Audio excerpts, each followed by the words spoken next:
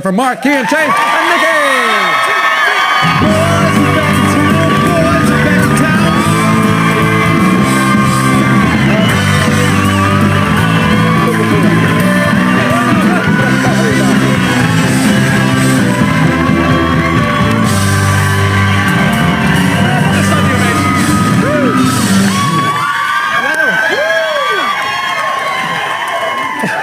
So they're obviously very disappointed you're here, but you're so welcome.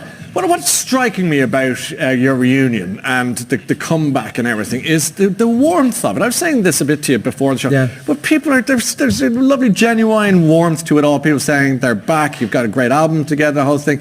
So I don't know whose idea it was, but you ended up in different houses along. Nikki, I know they ended up in your house meeting. Yeah, well, I think it actually started with Cian and Shane on a night out. It was a Sligo mafia. It was. Yeah. And they planned it well. And I think there'd been a call the year before to, I think, test amongst us, test the water. Yeah. And we were, different people were doing different things, you know. Yeah. So then the year later went past. And then we arranged this big secret meeting. Like the FBI couldn't have put it together any better. And I was on 2FM at the time, and I said, right lads, I finish at 1, let's arrange to meet about 2:30 at the house.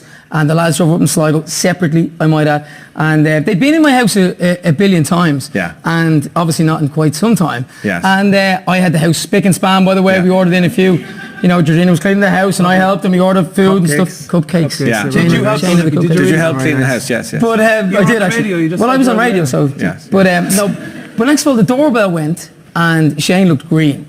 I was like, what's happening? The lads had called in. When we say green. Well, with makeup on us. But no, the lads had called into the neighbour's house. And nobody was supposed, literally by accident, and the neighbour went, no, lads, I think you're going next door. So that was it, cover blown. Ruined the whole surprise. Yeah. Worst kept secret ever. And we must congratulate you on becoming a dad, Mike. Thank you very much. Everyone's happy. Absolutely, yeah. Because, you know, down through the years, we would have met you all, and there you go. The big day. And we would have talked about your kids and what they do to your family and to your head. But here you are now joining this beautiful club. How have you been since you became a dad? Been great, honestly. Like, I mean, she's fantastic. She's really chilled. Apart from the occasional cry, occasional nappy change. Child cries shock. Yeah, exactly. Basically, you know, leading up to it, everyone was like, oh, I hope you're ready now. You're no more holidays, no more nights out, no more nothing. I mean, I haven't gone on holidays or had a night out since, but yeah, they were right. It's not kind of, I think people got kind of quite dramatic about how hard it was going to be. Any difficulty in it is just completely kind of eliminated by the complete joy of it as well, you know. Yeah. What's she like? Layla. She's just absolutely gorgeous. She's gorgeous. I mean, I don't know. People say she's a really chilled out baby, you know. Is she? Mark's lips. Yeah. But Mark's lips. She's a beautiful child, obviously. She's gorgeous. You know, you were talking before about how, you know, in terms of your own narrative, your story, coming out wasn't easy. And then having a child was another story that you didn't probably think was going to happen.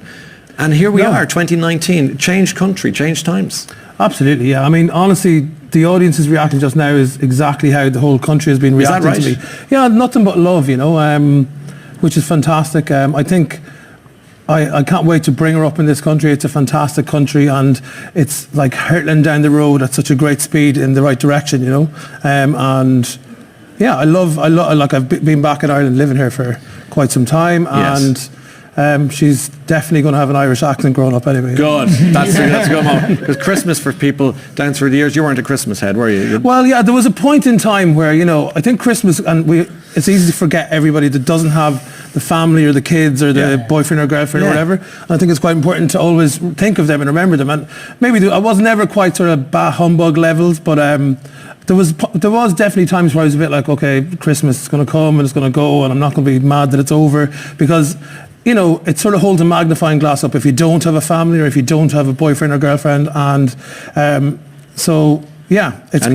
Now, I mean, do you want to see the amount of like baby outfits I've bought online? Little Santa Claus, little elf outfits. Yeah, we're going full blown the opposite direction. You're elf. You're going full honestly, elf. it's literally winter wonderland. You next Friday. There can only be one toy man. What about West Boys? Who are they? This new up and coming band that we may or may not know of. Is that the current name? Yeah, that's the current name. Who are West Boys? Well, you know, when we went on tour this year, Shane's two older boys who were over here, Shaney and Patrick, and my little fella Koa, decided to go off into a little room and put a little band together, overlooked by Nicole, Shane's oldest little girl. Manager. She was the manager. She was the manager. Yeah, good on her. And Nikki's little girl, Gia, was security. Security? Although she was. Now, she was 4 at the time, or 5 at the time. She's now 6. It's all changed now, by the way. And she told me she wants to be a singer now. And I said, okay, well, I'd rather you be, you know, a lawyer or an accountant or whatever you want to be. But she said, no, a singer. And I said, well, you should learn how to play the piano or guitar. She said, well, you don't.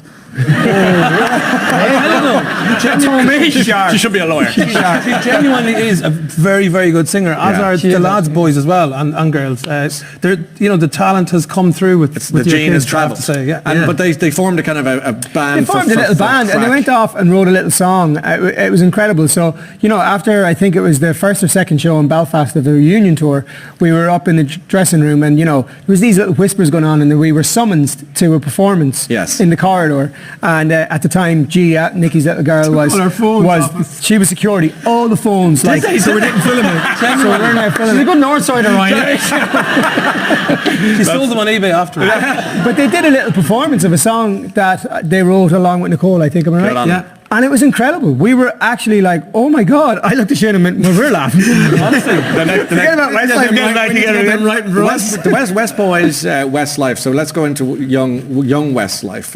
Here's a photo of each of the boys when they were young. Let's guess who's who. So let's bring up the first photograph. And this is baby. Who do you think that is?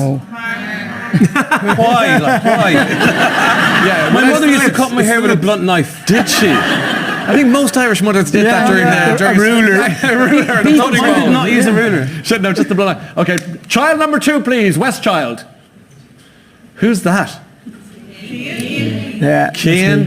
What are you hugging there? A tree. A tree. Oh, the original Greta Thunberg.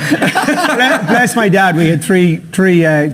3 trees. Tree trees. And it was the place for the photographs. You know, it was the family photograph. Go to the tree. We're doing your photo. Yeah, exactly. That's cute. I love that. West child number 3, please. Now, in fairness, if you put a wig on that, that's the same fella. Spike it up in your. And who could the last one possibly be? By process of elimination. Like